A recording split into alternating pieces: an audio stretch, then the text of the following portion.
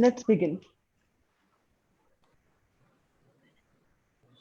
Hello, a very good morning to all of you. I, Richa Batla, welcome you all in today's webinar hosted by Government Girls College, Sector 42, Chandigarh, in collaboration with Cambridge University Press India for our ongoing global campaign, Anything with Cambridge in English. Now, I would request my colleague, Mr. Vineet Mehra, to please initiate the session. Thank you, Richa, and good morning, everyone on board. I welcome you all to today's session on skills for social business communication. Cambridge University Press has always been a front runner for last so many years and decades, I would say, in helping learners build brighter futures.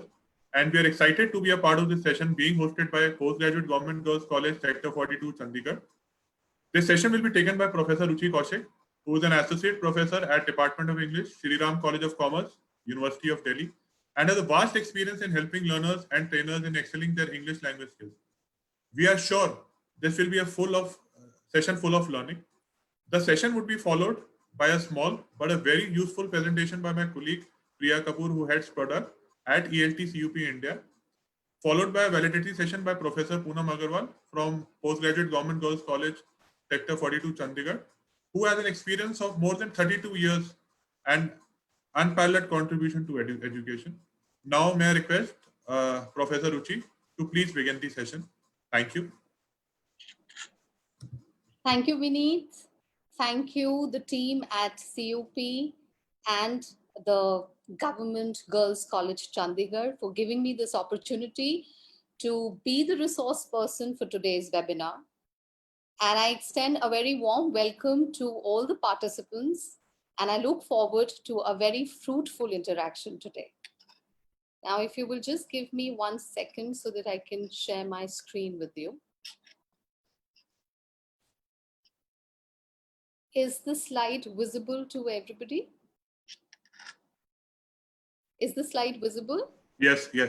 All right. Okay, now the topic for today's webinar is very interesting, extremely relevant, and also a topic that most of us are familiar with, aren't we? I mean, we all communicate. We speak to a number of people for a variety of reasons on a very regular basis. And yet, ironically, most of us want to improve our communication skills and become better communicators. Have you ever wondered why? The reason behind it is that communication is a very, very complex phenomenon. And we shall talk more about it as we go along. But what I want you to right now do is to look at the quotations that will appear on the next slide and read them carefully, because I have an activity planned for you. So here are the quotations.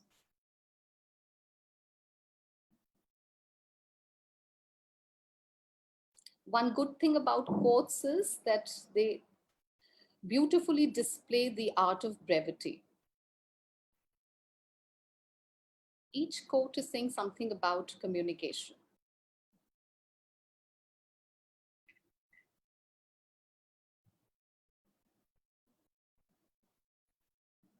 All right, here we go. Now let's do a quick recall activity. I will give you 30 seconds. What I want you to do is, I want you to recall one idea about communication that caught your attention in any of the 5 quotations that you read in the previous slide. Okay, and you can send me your responses via the chat box. All right, yes, so I've started receiving your responses. Communication leads to human connection, okay. It is illusionary, all right. Should be open-ended, yes. Honesty, okay. Okay, leads to, lack of communication leads to death. All right. All right, thank you, and more responses coming in.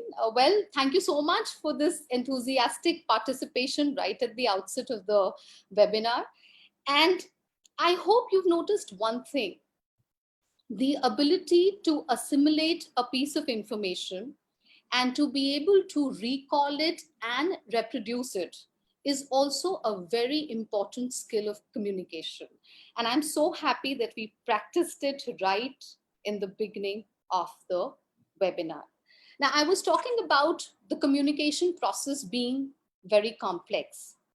Some of the salient features of communication also serve as its potential barriers, and I'll just explain how. The first very important characteristic of communication is that it is goal oriented. Okay, whenever we speak to someone, there is a purpose behind it. We may be asking for some information, we may be sharing some knowledge, there may be a query, or we may be registering a complaint, but it is never devoid of purpose.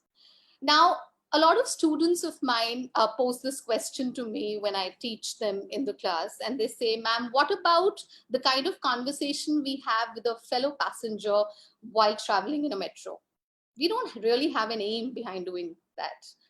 Now, my answer to that would be that yes, consciously, maybe you think there's no aim, but subconsciously, the objective is to while the time away. Okay, you want to be entertained. So please remember, effective communication is always purposeful, never purposeless. The next important characteristic of communication is that it is a two-way process. Participants involved in the process of communication will constantly give and take. The moment communication becomes one-sided, it ceases to be effective. Okay, and again, the problem arises when we participate in discussions and we want to have all the say. We don't give an opportunity for others to, interact with us. uh, it leads to communication breakdown. Communication is unrepeatable, okay? It is very similar to clicking photographs. No two pictures are alike. Similarly, no two acts of communication are similar in nature. Also, communication is irreversible, okay? You can't undo what you've done once. So you've uttered a word, you've written something, it's gone to the receiver. And that is why very often you will hear people say, oh, no, I didn't mean that. Oh, I'm so sorry. My intention was, now all these qualifiers come in because probably people are not happy with their first response. They want to modify it. But once that response has reached the receiver, it's done. That communicative act is over. Communication is always context specific. Now, what do I mean by context? There are 4 dimensions of context: the physical setting, the timing of the communicative act, culture, and the socio-psychological dimension. Now, let's take them one by one. What do I mean by physical setting? Physical setting means the actual space in which, the actual surroundings in which communication happens. For instance, right now, the communication between us is via the virtual space. And it has its own dynamics. Now, imagine if this interaction were happening in a classroom with 4 walls, chairs, tables, and a whiteboard. The dynamics would change considerably. The next dimension is the psychological state of mind of the participants.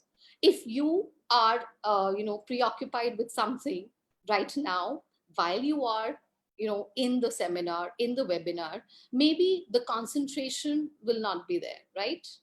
Is that so? Yes, very often it happens with most of us, okay? And I'm reminded of this wonderful advertisement of site for property. It's called 99 Acres. I'm sure most of you must have watched this advertisement on television. So there is this property dealer who's obsessed with, buying and selling land. And, so several situations are shown. And whenever this property dealer overhears any conversation, he just latches on the words that, that are there on his mind. For instance, he overhears somebody saying flat. Now, those people are talking about a flat tire, but immediately he turns around and says 2 BHK or 3 BHK. Okay, so our psychological state of mind can actually make communication or mar communication. Okay, the next is culture. Very, very important component of communication.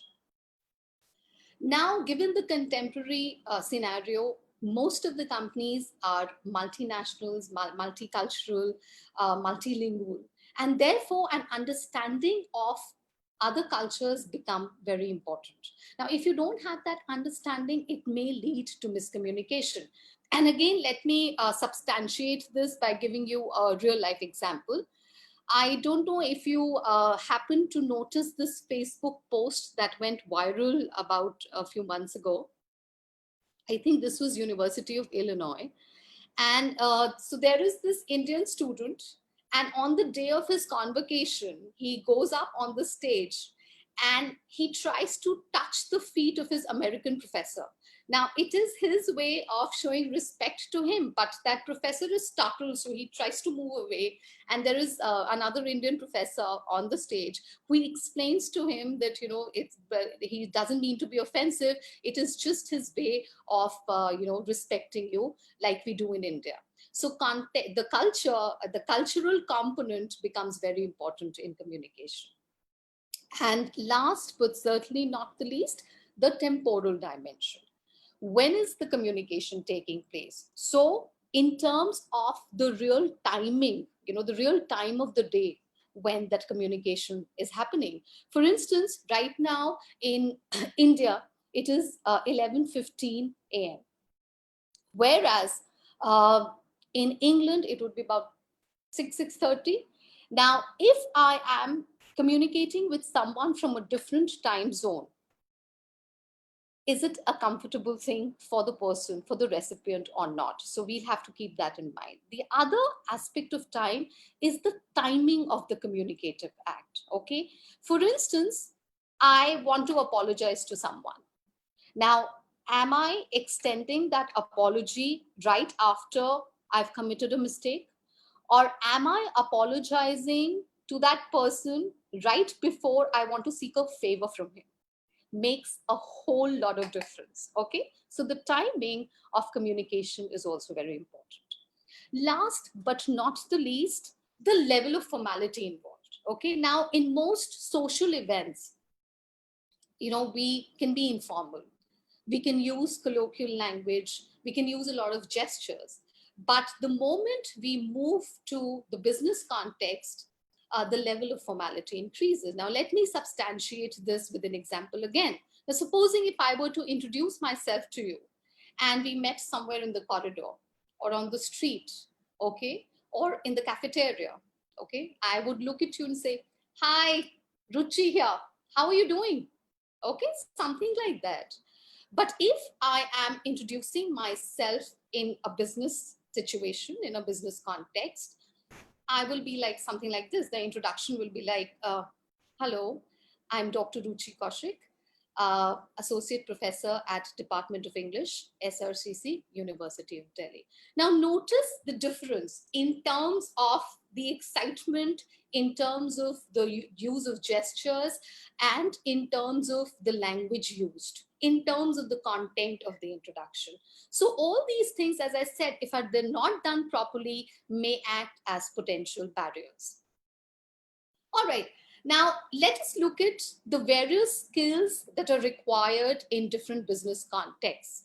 Now, if you notice on the slide, the first few situations mentioned are where listening and speaking skills are important, whereas the last three would primarily require good reading and writing skills. Okay, so according to the context, the skill that is required changes. Now, within that, now if you look at the set which requires more of listening and speaking, even within that, there are differences. For instance, the kind of skill you would require to do well in an interview would be very different from, say, the skill that you would require to carry out a good group discussion. Okay, when you're discussing something in a group, you are talking on the same, all of us are talking on the same topic. You have to make sure that you don't start debating, you discuss, you comprehend other people's opinions, you appreciate them, and at the same time you are able to lead or sort of reach a logical conclusion. Whereas in an interview, you have to be very careful, because you may be asked a variety of questions, and if you're not able to understand the question, you can't give an appropriate reply. So as I said, the skill set, the sub skill set in each of the business context in terms of communication will also vary. And this is something that we need to be careful about. Okay, now largely at the macrocosmic level, I would like to talk about as I very fondly call them, 11 C's of communication, a minor adaptation of the 7 C's developed ages ago. All right, the first point is that a good, effective message is a clear message, okay, which is without any ambiguity. You can understand very, very easily what the message means. And that is the kind of message we should aspire to create and convey. The second important thing is completeness. Okay, a message should have all the necessary details. Imagine I invited you to a party at my house. I give you the date, I give you the address, but I don't give you the time. How will you plan? Okay, how will you respond? You will be full of questions. Okay, concreteness, very important. Okay, a concrete message is a solid message which is based on a lot of information substantiated with data, a lot of data, especially in the business context. If you're making a point, you have to substantiate it with statistical data. Conciseness, very important. To the point. Your communication should be to the point and should not be very, very huge, because when we speak or write a lot, what happens is that we lose focus. And also, let's remember, everybody is hard pressed for time. So people will tend to ignore it if it's a very, very long thing that you are trying to communicate to them. Correctness, okay? Not only is it important to draft the message in a manner which is correct, but even the language that you use has to be correct, okay? If it is incorrect, it may lead to a lot of miscommunication. Consideration, very important. Now, what do I mean by that? Consideration means having the you attitude, okay? That is, you keep the recipient or the receiver uppermost in your mind, okay? If you do that, chances are that your recipient will be able to understand your message better. Again, let me substantiate it with the help of an example. William Shakespeare's plays are taught to all kinds of students, whether it is a student who studies in the 5th or the 6th standard, or it is a student who is doing his PhD. Okay. Now, the teacher will pitch the Shakespearean play at the level of the recipient. So, if the teacher is teaching Hamlet to a 5th grader, the way the play will be transacted will be very different from how it will be deconstructed by a PhD supervisor for her or his research student. Okay. Now, the next very important point which makes communication effective is the use of courtesy. Your message should be polite, even if you are frustrated, angry, and you want to give it back to the person. You can do that. But politeness is something that you can't compromise on. You can't be abusive. Okay. So you can be polite, but you can show your displeasure. Creativity, very important. To be able to think out of the box. Okay. How do I do it differently? How do I phrase it differently? What kind of idea can I generate? Okay. Consistency and credibility actually go hand in hand. You have to be rational and logical in whatever you are communicating, and that in fact builds your credibility. People start trusting you if they know that there is some rationale in what you're saying. And last but certainly not the least, in the business context, competitiveness. is something which is a very essential skill. You should be able to say something in a manner where you have an edge over the others, okay? And these skills come in very handy in interviews. I remember, again, I'm giving you a real life example. In one of the interviews at an MBA institute, all the candidates were asked the same question. They were asked to tell them the color of the wall behind them, okay? And almost like 95% of them said the same thing. It is the same color as the rest of the three walls are, okay? Or somebody said white or yellow, whatever.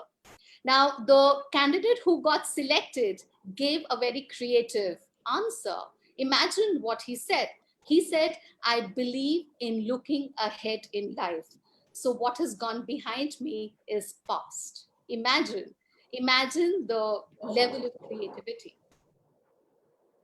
All right, now that takes me to the next slide, where I really want you to listen to a business leader, NOOYI, former CEO of PepsiCo, talking about the importance of communication. Just listen to what she has to say. You can be very, very competent, but if you're not willing to speak out, if you're not willing to have the confidence based on your knowledge, what's the point? Right? You just roll over. The courage and confidence are very important. The third is communication skills. You cannot overinvest in communication skills, written and oral communications, because as a leader, you constantly have to mobilize the troops. I can tell you when I first came to the United States, I used to debate and I used to be on debating teams. I used to speak so fast because culturally I grew up in an environment where people spoke very fast. Fortunately, Yale had a requirement that unless you passed the communications course, you couldn't graduate from the first year to the second year in business school. I flunked the first time I took the communications course. So over summer, I took it again, which was the best thing that happened because I learned to sync my brain with my output from my mouth. So I started to slow down what I was saying. Huge difference. So I encourage all of you, invest in communication skills. Critically important. All right. Now, NOOYI, of course, talks about the problem that she faced when she went abroad because she was, used to speaking very, very fast, very quickly. Okay. Now, some of the other English language related barriers that we may come across in life are very limited vocabulary. Okay. Or very, very limited exposure to sentence structure. So we may get stuck. We want to say a lot of things, but sometimes we make problems, we may make mistakes related to tenses or some other kind of mistake, okay? Lack of confidence, again, arising because you are not proficient in the language is, another area that you and I need to work on. Inappropriate register, okay? That's the next point, that when you are not sure about the difference between formally used language and the kind of language that we may use when we are interacting informally, and you mix up, then that acts as a very, very big barrier. For instance, students have started using text to communicate with the teachers. Okay, again, a real life example. And very often, I get a text where I am not sure if I am a friend who's being texted to or a teacher. Because I remember, I would never sort of say a hi to the teacher and what's up. I can't use that with the teacher. I will always say, I hope it is an appropriate time to communicate with you, and this is why I'm texting you. So this difference is something that we need to be very careful about. Okay, overconfidence. Now, a lot of students who are very, very knowledgeable in their core area, suffer from overconfidence. Their language skills are not important. Now, let me say, no matter how good you are in your subject area, if you're unable to communicate that knowledge, if you're unable to share that knowledge with others, what is that knowledge for? So language skills are very important. And poor listening skills, again, arising because of our limited exposure to language. Now, there's one thing that I want to clarify here. When we talk of effective communication, language is just one component of it. And language in which you're communicating. So if I'm communicating in Hindi, I should be proficient in that. If it's Bengali, then in Bengali. However, having said that, I will also underline the importance of English language, because we all know that English serves as one of the most important linked languages in the world. Okay, and according to several recent surveys and reports, it has been found out that it is also one of the topmost skills that prospective employers are looking for in their employees. Okay, so you need to be a proficient user of English language. These were just some samples of very interesting signages that you come across. So at the airport, in one of those shops on the street, okay, very interesting, but very bad use of language. All right, now what are the strategies to improve our communication skills? The first one is improving your listening, speaking, writing, and reading skills, very important. The second is to improve your body language. Now, sometimes you may have come across people who are very good as far as their content is concerned, but they have a horrible body language. They're underconfident, hesitant. So until and unless you have a body language, you should be able to inspire the people that you talk to. And body language is something that can certainly be worked upon. The next very important area which makes communication effective are your paralinguistic features. Now, what do we mean by paralinguistic features?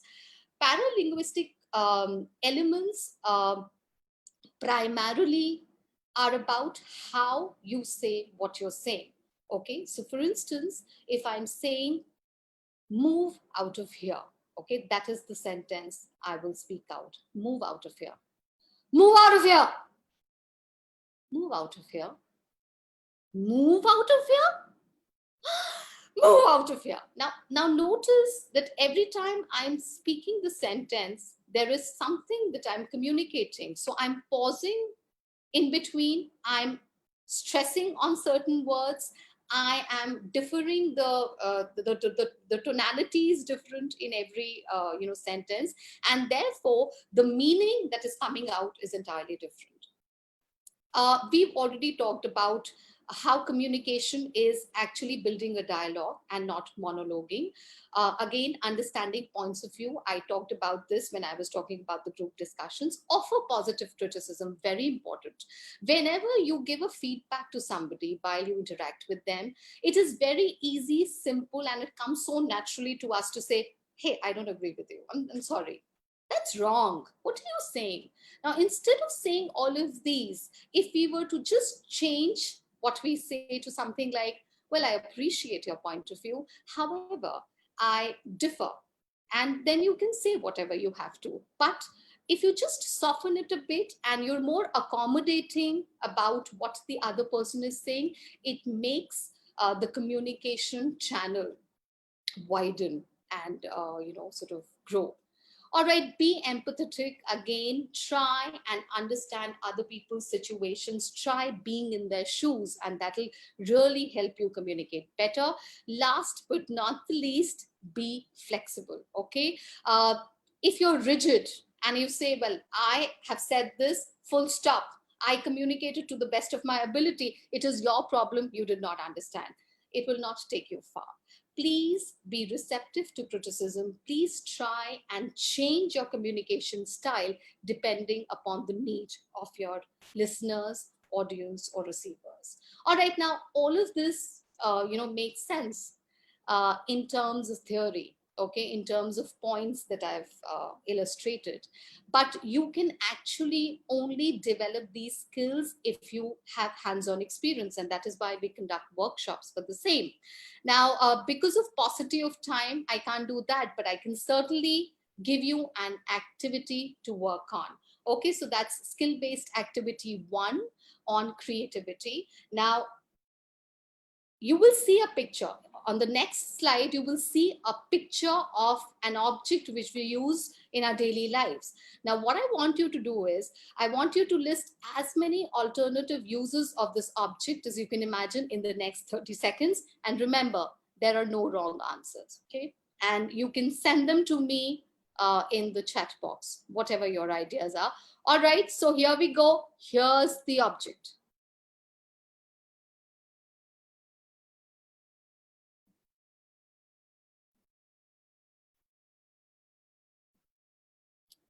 All right. Okay. Okay, to tie our hair, to seal packets. Yeah, to store things. Okay. Yeah. All right. Okay, so the responses are coming now. Very interestingly, the first couple of responses that have come have been very conventional responses, okay?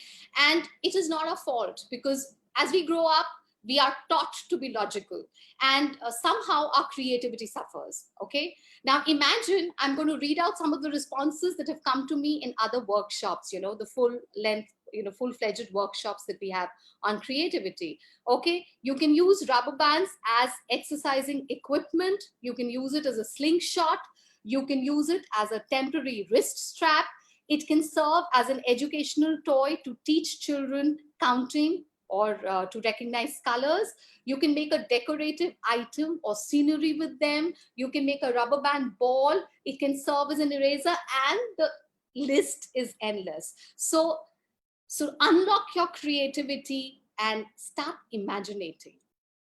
All right, I'm moving on to my next activity, which is to understand clarity. Okay, now on the next slide, you will be asked to read a sentence, and based on your understanding of the sentence, you will have to choose either statement A or B, and you could send your responses to me in the chat box. A says the meaning of the given sentence. The sentence that you will see on the next slide is clear and you can easily understand it. And the statement, the second statement is that the given statement or the sentence is unclear and creates confusion. I hope you've got what you're required to do. So you have to give me your option A or B. And the sentence is,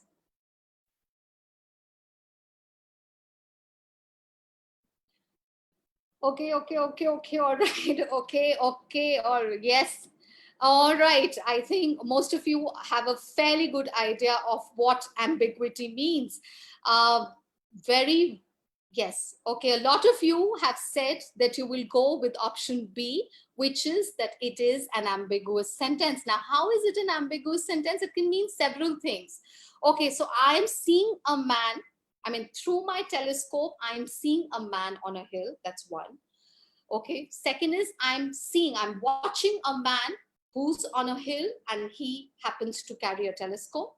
The third meaning is, well, I'm seeing a man who's standing on a hill and that hill also has a telescope placed on it. Okay. And the fourth is I'm looking at a man through my telescope and sewing him with my telescope, you know, cutting him up with my telescope. Okay. All right. Now, after doing so much, again, a lot of you will ask me this question again: how can we develop our skills further? And my answer to that would be that you can only enhance your communicative competence by practice, and more practice. Okay. And it is here that apps that are developed, such as the one that has been recently developed by CUP, come to our rescue. You will hear more about it, but never give up, okay? We can always learn and improve, and that is the beauty of communication. All right, thank you so much, and I will take your questions in the Q&A round. Thank you. Thank you so much, Ruchi ma'am. This was a beautiful session. So much I have learned in today's session. I'm so sure that the participants have also learned. You have made it so interesting by doing various kind of activities. And what's new in today's session is about the 11 styles, 11 C's of communication. This was something very new for me because we have read about 7 C's of communication, 4 C's of communication, but this 11th C was quite unique. I must appreciate the fact. And also about the style of communication that you focused upon, that communication style has a lot to play. How the recipients would take my style of communication is also very important to know. So it is indeed a lovely session to learn a lot from you. So dear audience, as you are also getting the chat box, we would welcome more and more questions from your side. So please keep texting us on Q&A section, and please share your questions that you have. We are going to take you now to our Cambridge Communication app, which is a solution for you that, okay, we know about communication a lot, but how do we practice communication? As Ruchi ma'am rightly said, practice, practice, and practice. What is that key? What should I do to practice? So here we have a solution for you. So I would request my colleague, Priya Kapoor, Head Publishing, to please explain a little about Cambridge Communication app. Thank you, Richa, and thank you, Professor Kaushik, for your very valuable insights. I'm Priya, and today I will take you through a brand new offering from CUP's Valise. Give me a second while I share my screen with you, please.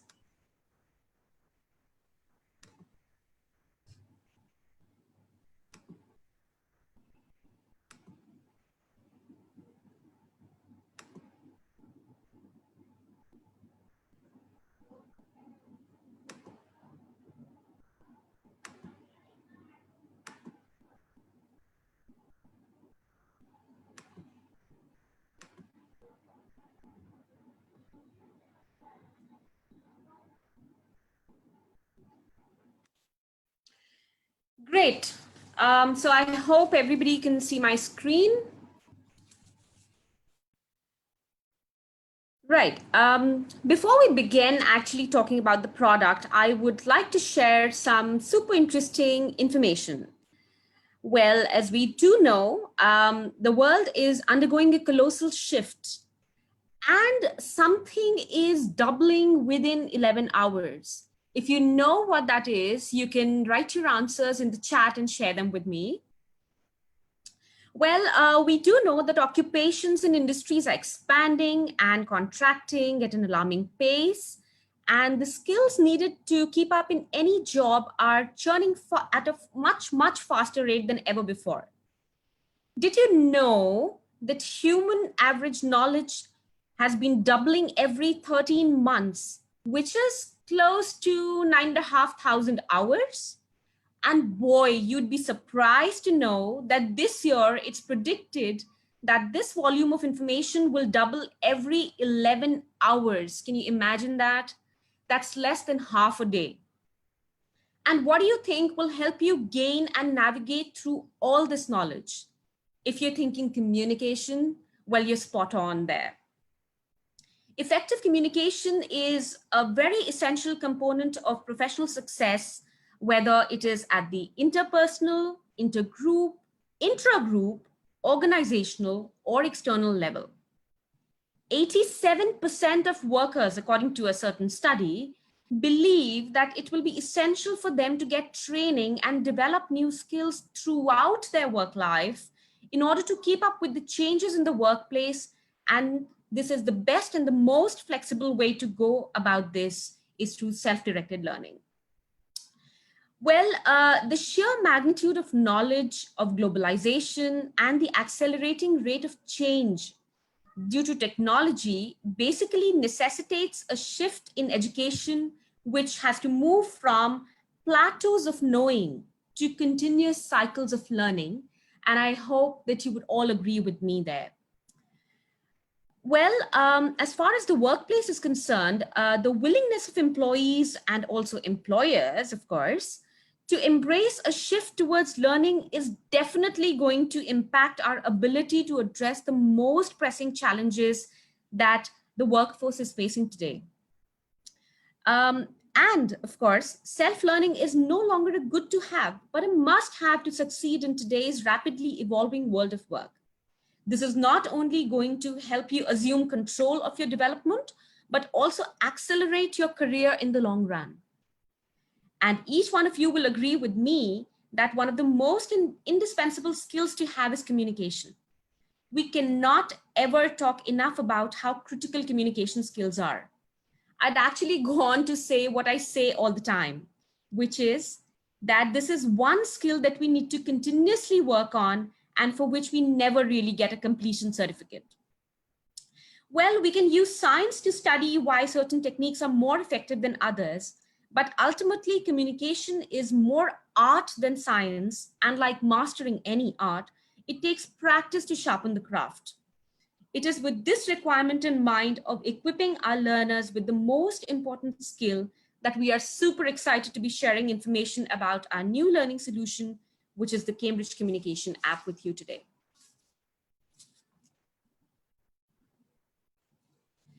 Cambridge Communication app is the latest offering from Cambridge that aims to refine your English language skills in a very fun and engaging way. But before I proceed to talk about the app, we'd like you to know that we're ever so conscious of needs of learners like you, and we have taken utmost care to ensure we bring you what you need. Well, today's walkthrough of what this app offers to you will help you see how this maps to your learning requirement. First, we'll have some quick information about the app and then follow it up with a taster. Now let's look at what this app is all about. Well, any great experience involves flexibility, and that is what we've done. We've built in all possible flexibility for you.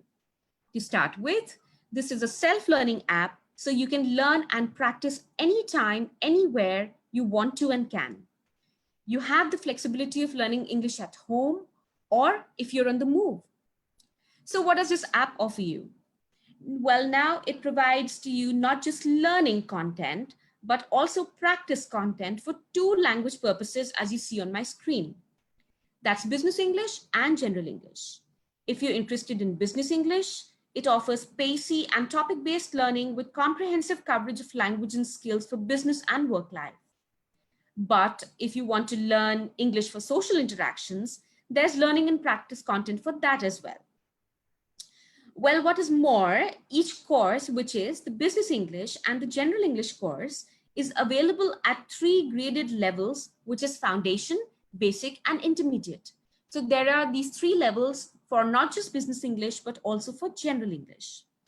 And what you get is a total of 150 units of learning content, where each learning unit is for 15 to 20 minutes seat time. Now, what does seat time mean? Seat time means the average time that you will take to complete one unit. Apart from these 150 units spanning across business English and general English, you also get corresponding 150 tests, and each test is a 5 to 7 minute seat time. Now, let us move on to have a sneak peek at the app. Here is what one of the 2 courses looks like on the app. These are some screenshots from business English, and you see some units of 3 levels of the course here. But as I mentioned when I was on the previous slide, there are 3 levels available for general English too. So this is just to give you a quick look of what the app looks like at the first glance. Now I would like to take you through a learning unit in the app. This one is from basic level. We just go through it to see what it is like when you use the app and go through a unit.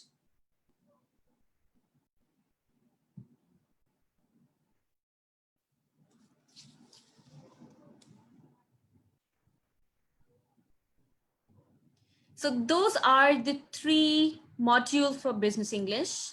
We're going through a session called A Day in My Life.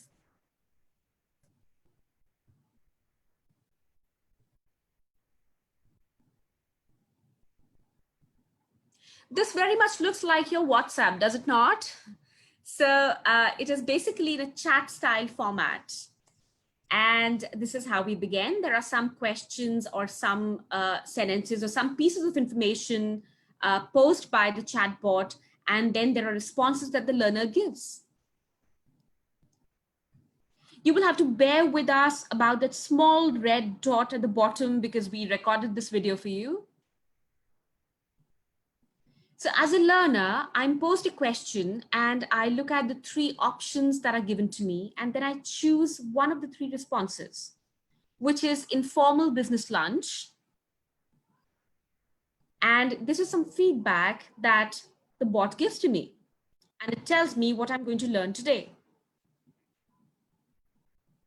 I say that this sounds pretty exciting and I love meeting new people.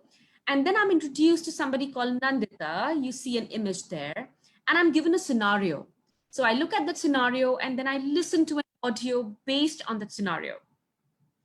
I'm also posed a question, so I can listen to this audio as many times as I want to.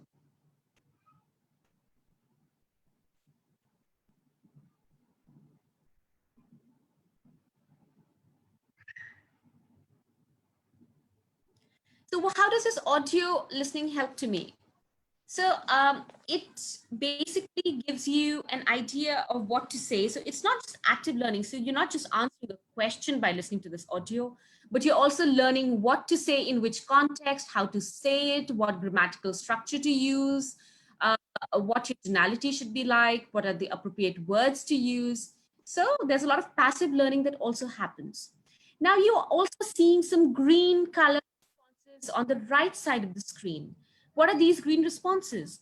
Well, when the bot poses to me a question as a learner and I respond, if my answer is correct, I see that the bubble turns green. Otherwise, it turns a big pink. And I know that my answer is not right. Well, what do you do if you don't go right through a particular unit? You always have the option of going back to the unit and redoing it all over again. As you see, there are audios and there are also caution notes that we provided. Well, what are caution notes? These are little notes that you just saw, which basically alert you to the common errors that we make when we speak English or maybe any other language. So that is the purpose of caution notes. So you will find that there are caution notes aplenty in the learning units, and you're posed with more scenarios. And look at another caution note popping up on your screen. So what do you say? One of the options is correct. 2 actually are correct. The other 2 are incorrect. This also tells you what to say, what not to say, which word usage is right, how to go about regular actions. In this case, for example, you're asked to preempt responses. So see, it turned pink, like I just told you. So this response that I is incorrect, and that's why it says, and it also gives me feedback. So you not just get a right or wrong for your response, but you also get instantaneous feedback. And after I have spoken, or after I listen to an audio, I also get another audio to listen to see what is right and what's not. So there are more questions to talk about other things with reference to the topic. And there are various questions that are popping up on screen here. I'm told how to use certain words correctly. And I'm also asked if I want to try describing my job. I'm asked if I want to speak. And if I say yes, what do I get? Let's see. I get the option to record my voice and play it again. So this was a very brief taster of what a learning unit looks like in the app.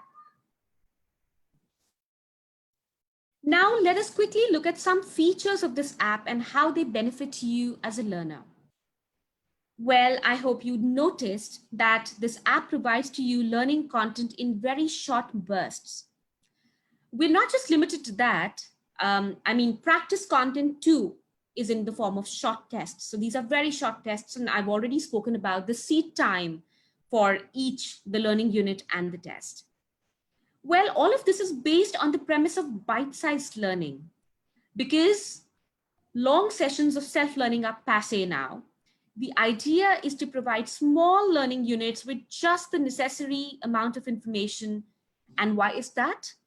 So as to help you achieve a certain learning goal.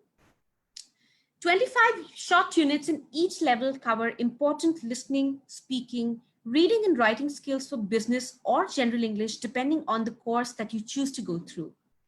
There are also embedded grammar and vocabulary inputs, plus caution notes as you just saw in the taster. Caution notes basically alert you to common errors, as I just said, and tell you how to avoid them. Also, if you noticed, the approach that we've employed here is pretty communicative. Through the chatbot methodology, you are presented with contexts that you are likely to encounter in real work-related scenarios or situations in social life and business life. The inputs are brief and to the point. This is because we do understand that the skills required and the knowledge gained are only valuable to the extent that can be practically applied when called for. As you chat through a unit, you are taken through language functions, notions, and structures that are required to navigate through such situations. And of course, you progress through the learning scenarios seamlessly. Well, the sessions are not didactic and focus on the elements which are important for you to be able to communicate effectively. And you can repeat a unit or a test as many times as you'd like. Whether it's the foundation, the basic, or the intermediate level of business English or general English that you're going through, you will encounter level appropriate functions of language, vocabulary, text types, complexity of structures, and themes, and of course, with loads of examples. And as you've seen, the navigation through the app is pretty intuitive, so it's very easy to navigate through it. You're also sure to find the content very relevant, interesting, and gripping. And also, as you must have noticed, the content has loads of digital learning objects such as images, audios, and then there's the voice recording feature too for reflective learning. Now, what is reflective learning? It's self-explanatory, and it basically means that you reflect on what you spoke or how you said it. So you can record your own voice and you can play it back to you, also compare it with the sample audio or the model audio that we provided to you. So you can see where you need to improve in terms of the content of what you're saying, your pronunciation perhaps, your tonality, the words that you're using, the sequence of words, etc. Now, I would like to give you a quick glimpse of the themes from the Business English course. Here is a quick look for Foundation, Basic, and Intermediate. You will see that a lot of topics that you will come across when it comes to Business English are covered. So whether it is about arranging a meeting, delivering a product, what do you say before you order something? What do you say when you talk about having problems with certain machines that you use at work, like the photocopier or the scanner, or how to understand everyday messages at the workplace, how you talk profits, how you talk, business relationships that are changing drastically these days, how you talk when you describe a product. Well, what do you say when you want to give an opinion, or how to be more polite than ever? What do you say when you are saying goodbye to somebody, or when you are on a call with customers and clients? You will see a variety of themes and topics covered here. And under each of these themes or topics, there will be various functions of the language that are covered. There are inputs given on listening, speaking, reading, writing, like I mentioned before. And there are loads of inputs on grammar, vocabulary, and the app is replete with caution notes as well. Moving on, a quick look at the topics or themes that we have for the general English course. So these will cover everything that you need to speak or to express yourself appropriately in social life. Some of these themes, if I read them out to you, include talking about certain things at a gym. What do you say when you talk about the weather? What do you say when you make small talk? When you talk to a friend, when you're going to a doctor's? You talk about professions. You talk about what you're going to be shopping for today. Well, what do you say when you have just heard the news and want to discuss it with a friend or a family member? You talk about your experiences. You talk about what you can or cannot do, about managing money, about making an impressive presentation, well, how to talk to somebody who's at the reception of a hotel. So there is plethora of content that you can go through.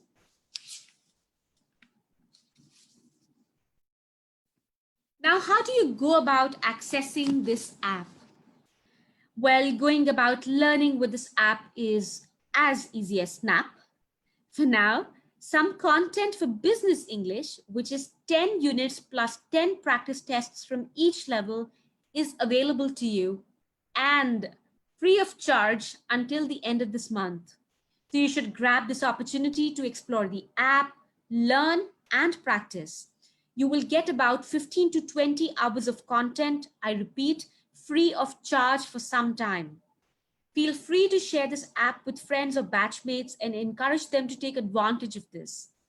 The app is available on Google Play Store to download from. You go to Play Store, you type in Cambridge Communication, and voila, you have it on your mobile. This app logo that you see on the top right will help you identify the app. This is the logo that you should see on Google Play Store for you to be able to download it from there. Also, as much as we value you as learners benefiting from the app, we would love to hear from you on it. We want you to feed us back with your views, ideas, and suggestions. Doing that is fairly simple, I'd say. You just need to go to the share feedback section from the main menu after you've downloaded the app and give us feedback. I'm going to show you a very short video on how to do that. So this is your app. You click on the hamburger menu, which is the 3 lines on the top left, and you go to share feedback, which is the penultimate item at the bottom. And you come to the feedback form. It's a very simple feedback form, and you may even choose to give us feedback anonymously if that's what you'd like. But we'd really, really love to hear from you on what it is like for you as a learner to go through this app. This can help us continually improve the offering, and we'd love to have you partnering with us to make the app even better aligned to your learning needs as we go on. So thank you very much. We hope you enjoyed going through the session and are all geared up and excited to experience this novel way of learning. Thank you once again. Thank you so much, Priya. It was really insightful. Everybody is very excited to download the app. It's just the click away. I will still stick to the point. Practice makes the man perfect. And especially Ruchi ma'am focused about practice, practice, and practice. How do we start the practice?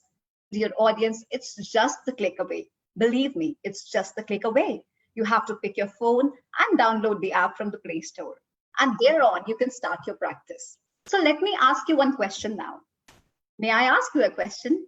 Of course, yes, I think you would say that.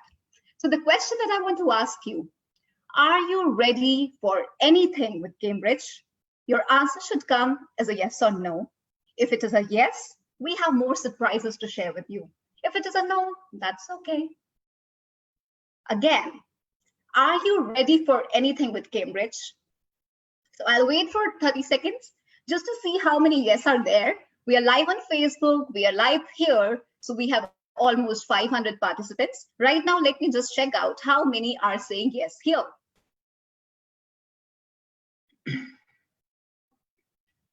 Wow, that's amazing. We just got 100 replies in the chat box. This is going really great.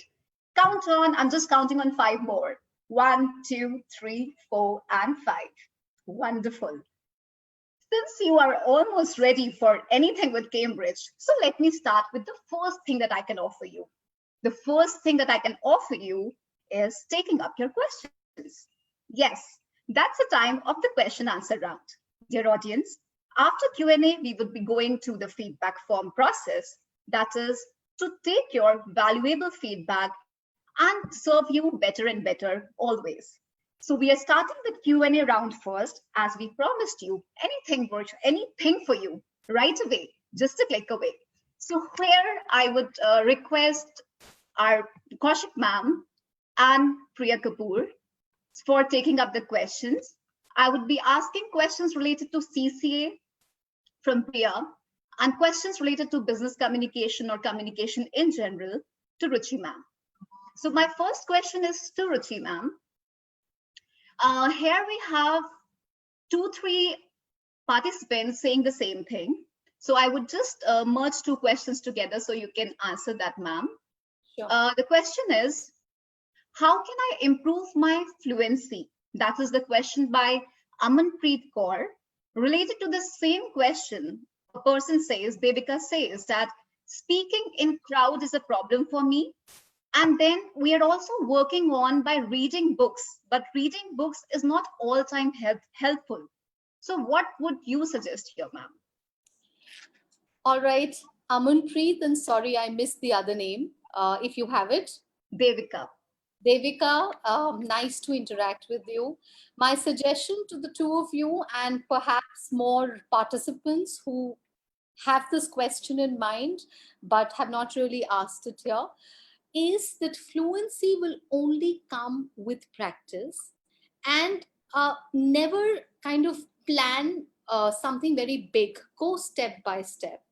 My suggestion to you would be to pick up any topic that interests you and start, as I said, start small.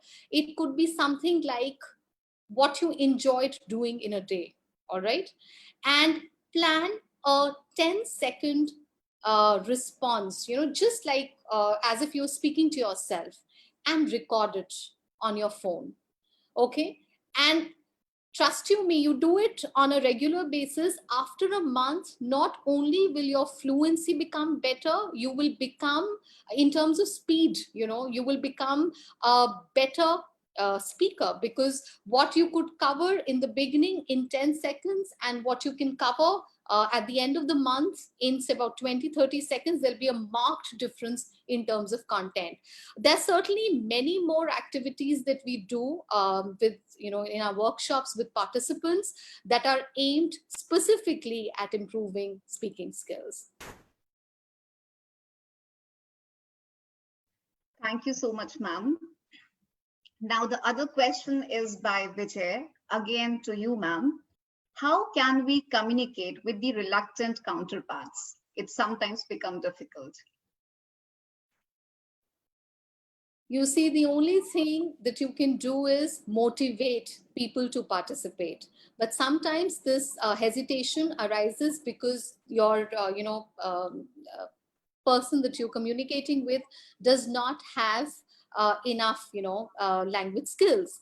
And the only thing I would suggest is it's pretty all right to code switch, I mean, for instance, I'm talking to you, and if I feel that you are not very comfortable with English, rather than intimidate you by speaking whatever I have to say in English, I'll say, all right, hum aisa bhi kar sakte hain. Perhaps this is a good idea. आपको क्या लगता है? Would you agree with me? So you are not directly putting any pressure on the other participants that they have to, because it's okay if you code switch. And gradually you have to, stop that scaffolding, that help, and you will see that your learners will themselves start using English. So if the if the content or if the message is getting communicated, but the language is a little flawed, it's okay to begin with. That's at least what we do with our learners. Thank you so much, ma'am. The third question is also very interesting. It is by Jushmi Gogoi. So this question is, I'm just reading as it is because I really like the question. As we all are aware of the fact that English language can open a lot of opportunities for us, but it is important to notice that in the vernacular medium schools, where English is treated as merely a subject, how can we give justice to the larger part of the pupils who were enrolled in those schools individually and collaboratively? I think that's a very, very important question, and very correctly stated that the state of affairs in, schools that have instruction in the vernacular languages, of course, English is sidetracked. But the point is, You can use multilingualism as a source, as a means to enhance English communication skills. And so much of research seems to be going on.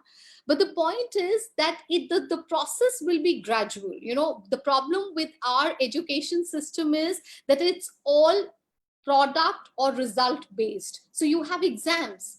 Okay, now the exam will decide what the progress of the learner in a particular year was. And that's very unfortunate, because language, the beauty of learning a language is to enjoy the process of learning. Now, if that element is missing, which is certainly missing in government schools, I think, the teachers have to be passionate to expose their learners beyond the classroom to the language. To English language, I mean.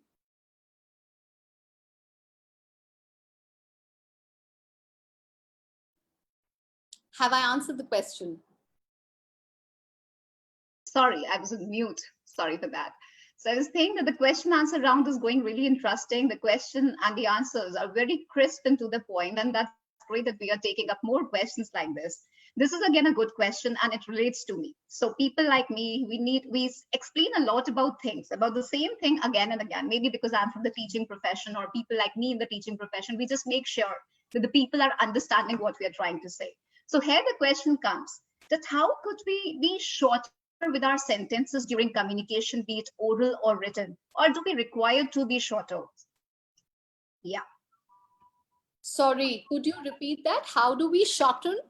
How do we shorten our sentences during communication, be it a written communication or oral communication, or is it also necessary to be shortened, or is it good to explain things?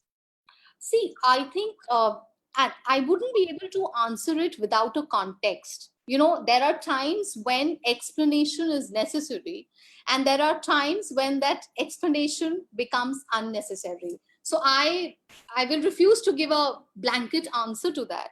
However, having said that, there are two things that one has to keep in mind. When the interaction is oral, okay, there is very little, until and unless you're a very, very good user of the language, it is very difficult to decide as you're speaking how concise you should be.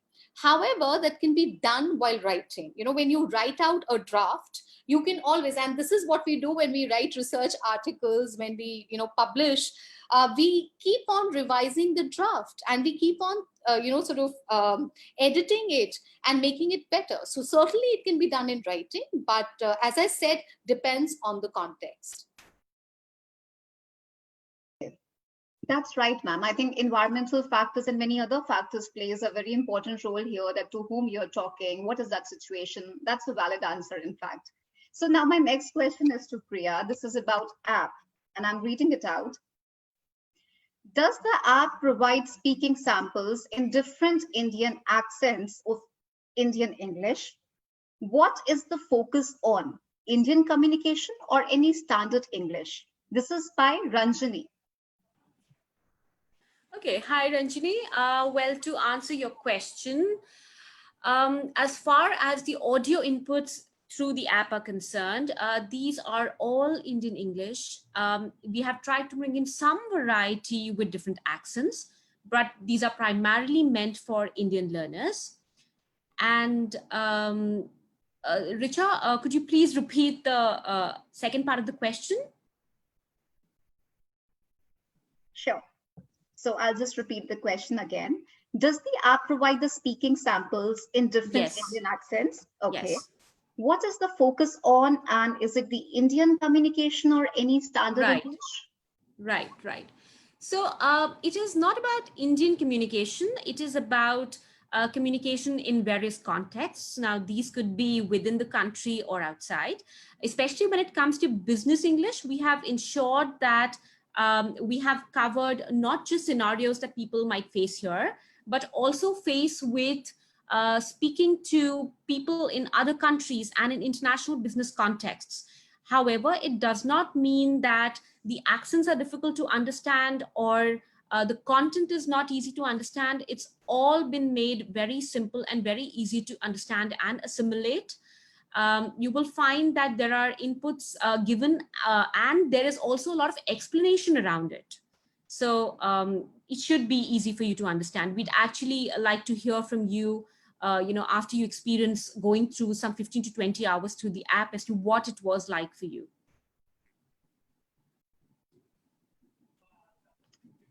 Yeah, thank you, Priya. So now the next question is again to ma'am, Ruchi ma'am. This question is quite generic in nature. It includes both the business communication as well as general communication. Because today we all use different kind of apps to communicate with our colleagues and our friends in general. Here it is focusing on WhatsApp. So WhatsApp has become a tool for business as well to communicate. People sometimes with all right intention don't know how to make use of the emojis. So do you have like some kind of explanation or views on non-verbal communication also, particularly for the use of emojis? Well, I would say communication evolves. So there is nothing like this is right and this is wrong. There was a time when we at least could never imagine saying a hello to our lecturers. It was always a very prim and proper good morning, good afternoon. And look how times have changed, because when I meet my students, the warmth that they exude when they do a loud hello to me, running down the corridor is very, very nice. So maybe we've not come to a stage where the use of emojis is done on a regular basis, especially as you said in business interactions. I'm yet to hear from my friends who are in the corporate. But as I said, again, it is very contextual in the sense that, for instance, if I am interacting with a colleague and there is some familiarity between us, and it is a conversation, it is a chat that is happening and sort of varying between professional and personal, yes, I may use emojis. But imagine if I'm writing to my boss saying that I will have to take leave today, a sick leave today, because I'm running temperature. Now, I can't make an emoji like this and send it that I'm unwell. I mean, that's unacceptable. So as I said, the context will define the use of emojis as well. Thank you so much, ma'am. That's actually, I was also looking for the answer. Thank you so much. So on a daily basis, ma'am, like how to work or polish our pronunciation skills. So dear audience, this is the last question that we are taking up for today. And this question is a very generic question. It is for everybody, for people like me in the corporate, people in the college, people in school, who really want to polish their skills on a daily basis. And it includes all LSRW skills. So how can we work upon? What are the few things that we could do on a daily basis other than using CCA as an app? First of all, I did see many participants, asking me this question in the chat box, which pronunciation is correct and which is incorrect. Okay, so earlier it used to be the UK pronunciation and the US pronunciation, but now in the times of world Englishes, I think it's like an amalgamation of all kinds of pronunciations. Okay, so there's nothing like correct or incorrect. However, you can't be grossly wrong in the sense that you can't pronounce table as table. That is incorrect pronunciation. But how you roll your tongue, like you do it like native speakers, or you do it a little differently like we Indians do, it's perfectly all right. Now, coming back to your question, Richa, that how do we improve our pronunciation, or for that matter, all the 4 language skills? I will say that, you have to do a lot of things. For instance, the first thing is get more exposure to language. Okay, when I was young and I wanted to improve my English, I was informed by my teachers, well, listen to news broadcast. Okay, and we would do that. But right now, I think there are so many avenues available. For instance, I wish I had this kind of an app when I was a student. I would love to go through it. Okay. There are TED Talks, there are videos, there are authentic materials. So language is all around you. The only thing is to make a conscious effort. And the moment you do that, I'm sure the improvement will be very gradual, but it will definitely be there. Thank you for this tip, ma'am. So related to this, because this would be definitely a question of many people here. And the question is, we want to use language on a daily basis. We want to use language in the peer group, to the teachers, to our heads, to the bosses. But we have a fear. We have a fear, what if we make the mistake? What if this person would judge me? So we have what if factors due to which we are not able to come out what we really feel inside our heart. So what, as a motivator, what would you suggest to the audience here? Okay, so if I were to answer that question by posing a counter question, how did we feel the first time round when we took exams? Were we very confident? We shivered. We shivered. And we still do. Yes. So if I were to give this imaginary hypothetical answer that, oh no, you practice and the fear will go away, I'm sorry, that wouldn't happen. If you feel nervous, I think that's a very positive sign. However, if that nervousness is leading to your not being able to speak, I think that's what we have to address. And as I said, you will have to practice. You know, I'm sure you will have a friend, you will have a colleague, you will have somebody in the family where the inhibition will not be there because you can be yourself. So, you know, for instance, if I am talking in incorrect or my limited knowledge of English with my daughter, I don't think she's going to judge me. So I think begin there. And once you gain a little more confidence, start speaking in English with your friends, with your colleagues. As I said, the process is very gradual, but it is surely going to make a change. Wow, it answers, it really very well answers. So yes, this is very important to start. Starting is the key, and then practice is the key. Don't worry about judgments. People will judge you. But what you have to do is keep pushing yourself, keep motivating yourself, and you would be a better speaker like Ruchi ma'am today. Say, Priya. We never know, we can be better as them.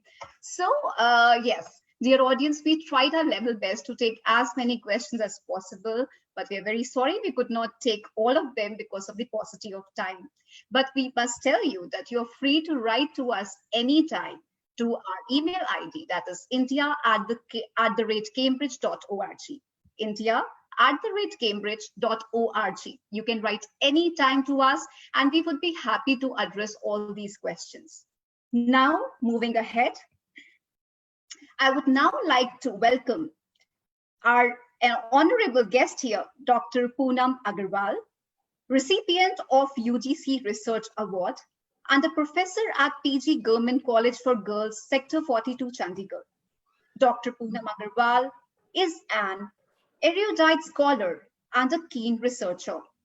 Dr. Agarwal has been a distinguished academician with more than 32 years of teaching experience and an unparalleled contribution to education.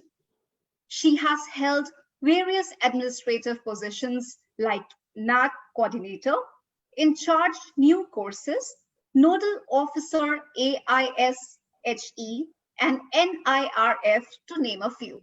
Welcome, ma'am. Thank you for your kind words. Really appreciate that. Good afternoon, everyone.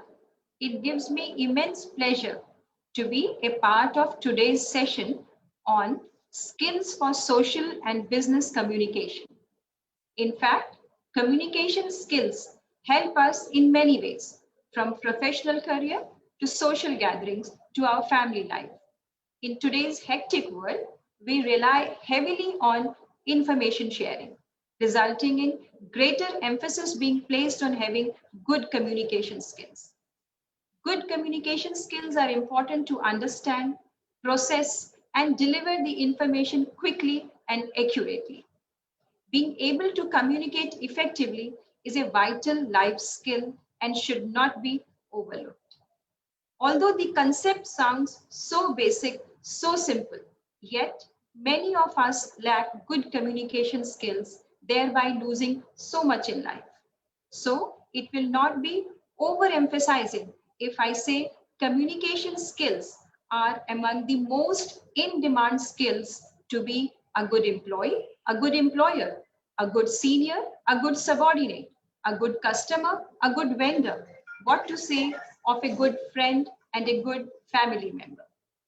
Keeping in view the importance of communication skills, more so in this difficult time of COVID-19, where everything to everyone is online, holding webinars like this are so pertinent and apt. And for this, I must congratulate Cambridge University Press and my host college, Postgraduate Government College for Girls, Sector 42, Chandigarh, for their such timely action. The relevance of these series of webinars is quite evident from the fact that we have many registrations. I was told it is more than 1,000 per session. For this, I appreciate the efforts of the organizers and their proactive and prompt initiative, taking into view the needs and requirements of the learners of today. I also appreciate and congratulate the learners for their responsiveness and willingness to be a part of this webinar. Today, when everything has shifted from offline to online media, learning about self-directed learning, developing functional skills for effective communication has assumed all the more importance. Communicating with students in an online environment requires a little more thought and planning than communicating in on-ground or face-to-face environment due to the absence of body language in online environment. Hence, a greater and focused emphasis needs to be given to the communication skills. I'm sure Dr. Deepti Gupta, Dr. Rizwan, Professor Ruchi Kaushik did a marvelous job in sharing their experience and knowledge on various facets of communication skills. I really appreciate the efforts of the organizers in bringing such learned speakers on board to complement the relevant topics. Priya, congratulations. You were excellent in explaining the Cambridge Communication app so lucidly, both the active and the passive aspects of it. I would like to suggest to our participants to continue their learning process to expand their knowledge base. You all have to always be on the lookout for more wings to sharpen your aims. Lifelong learning is the only constant variable in this dynamic world. With such webinars by Cambridge University Press and college like ours, you have perfect platform to learn while sitting in the comfort of your homes. Congratulations everybody for that. In the end, I would like to conclude by saying, keep learning, keep growing, keep developing good communication skills, and keep achieving greater heights, because the motto of our college is higher still. Thank you, everyone.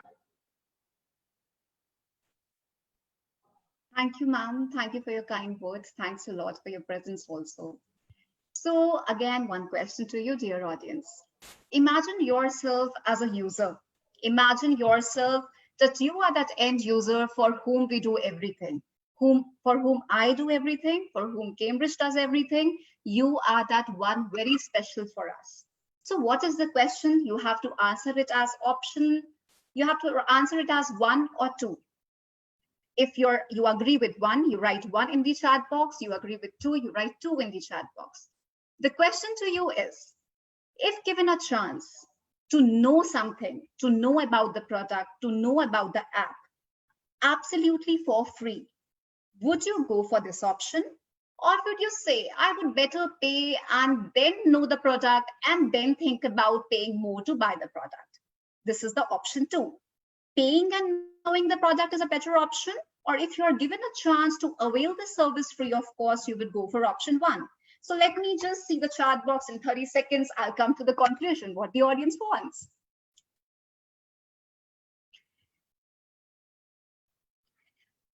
Wow. So it's really exciting to see that. We are seeing so many 1, 1, 1, 1. That is the reply. So see, I told you that we are ready to do anything for you. Are you ready to be with us? To be ready for everything and anything that Cambridge offers to you. And this is the second thing that we are offering you. We are offering this app to you absolutely free until August 31st.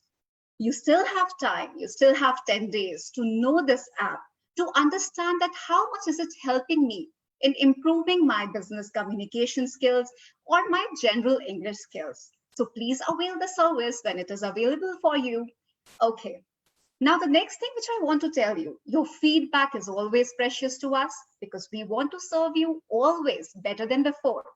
So here I would request you that you are given a link on the chat box to please fill the feedback form. And once you fill the feedback form, you will be getting a certificate for attending this webinar in your email ID. So please go through the link and fill the feedback form. As we discussed about this feedback form, my colleague Priya also mentioned about the feedback of the app. Audience, this is really very precious for us. Why do I say so? See, Cambridge is continuously involved in doing so many research programs at a global level.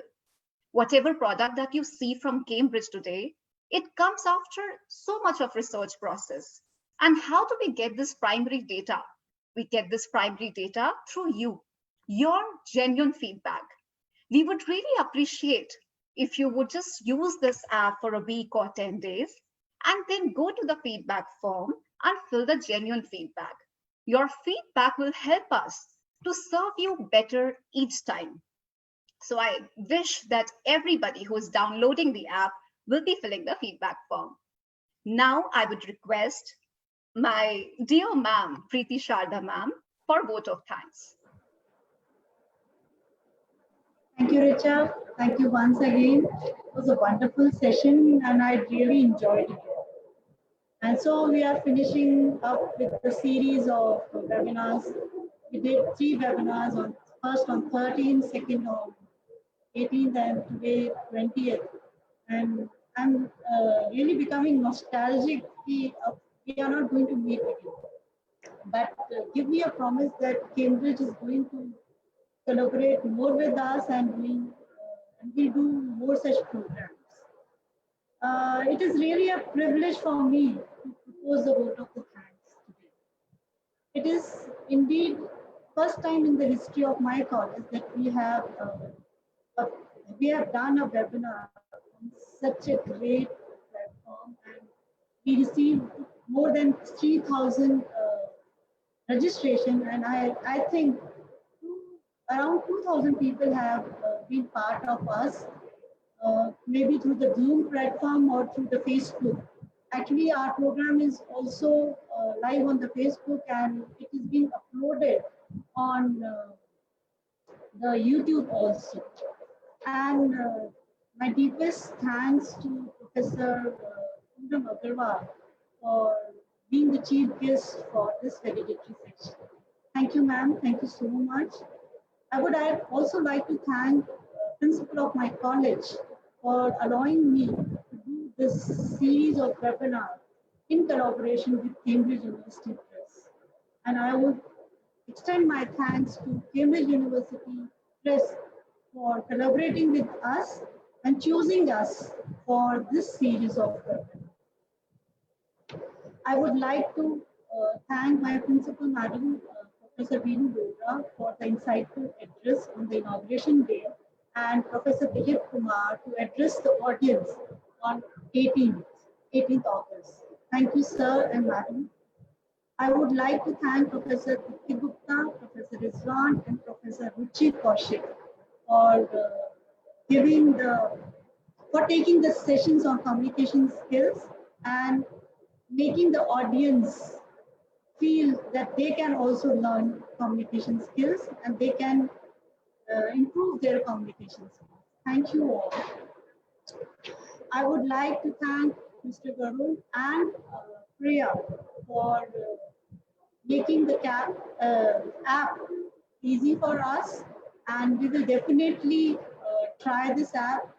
A request to Cambridge, can you extend this free access date maybe for a month?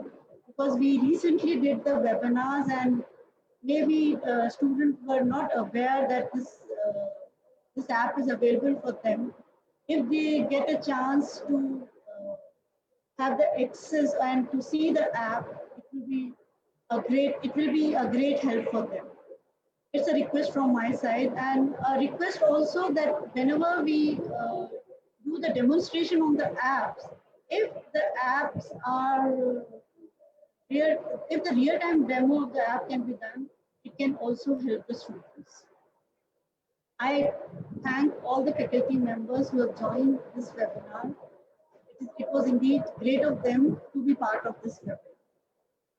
An event of this dimension cannot happen overnight. It was a great teamwork. Me, Richa, and we were all the time on WhatsApp or phone, deciding about the facts, figures, and about the planning. Thank you, both of you, Richa and me.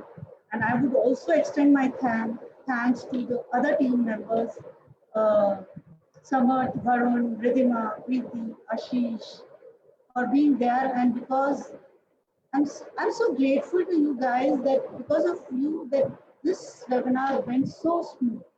Technology fails lots of time, but you were there and we were very confident. Thank you everyone.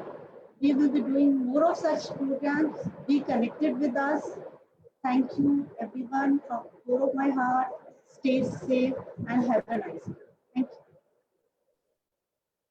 Thank you so much, Preeti ma'am, for your kind words. It was indeed a very beautiful journey. We had no time and there was always work, work, work. But this really helped us. Like all the team members here who did an amazing job, be it backend or be it on stage, it is worth appreciating. So thank you so much for your kind words.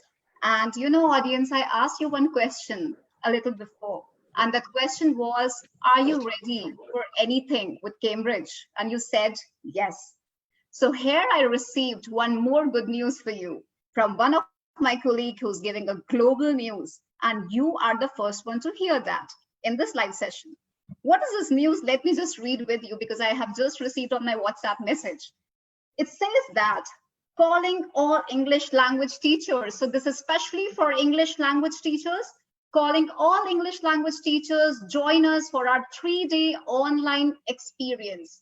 The Cambridge Live experience will give you confidence and tools that you need to make your return to class that a little bit easier. This is Cambridge Live. You can register yourself anytime. The session is from 8th of September to 10th of September. So congratulations, we are getting back to you for what you want from our side. Besides this, we have many other videos, many other webinars coming exclusively for you. We would be updating you since we have your email IDs with us now. You would be updated about the latest happening, what's happening in the Cambridge for the audience. Also, you're always free to visit our website, that is www.cambridge.org. In this website, any seeker who wants to be better than before, better than right now, you can always go there. You have so much material for yourself to go through the ELT products that suits you the most. So we would be waiting to see you on our website, on our webinars that we are conducting from time to time basis. Thank you so much to all the dignitaries present here. Thank you, my back-end support team, for the amazing job done for the series of these webinars that we had.